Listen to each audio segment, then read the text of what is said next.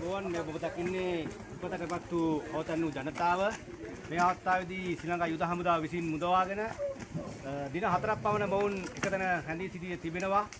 මේ ආකාරයට ටැක් රථයක් මගින් හංවැල තැන්න පිට සිට හංවැල සී බෝධිරුක්කාරාම විහාරස්ථානයේ අවතන් කඳවුර වෙත රැගෙන යන මොහොතක් තමයි ඔබ දැන් මේ දකින්නේ.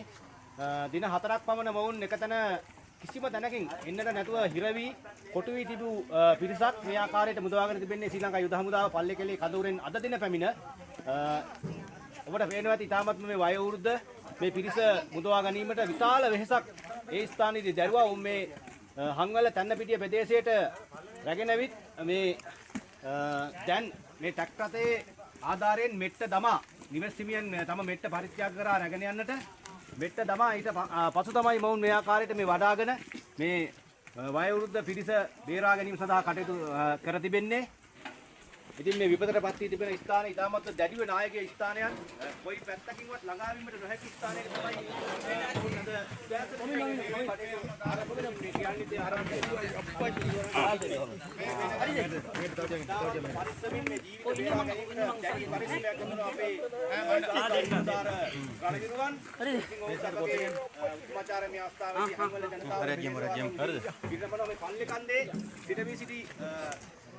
වයසක පිරිසක් තමයි මේ ආකාරයට බේරාගෙන අද දිනේදී හංවැල බෝධිරුක්කාරාම විහාරස්ථානයේ අවතන් කඳවුරක් තිබෙනවා.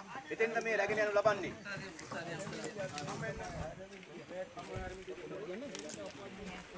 ආහාර කොට්ටේ තියන්න 100ට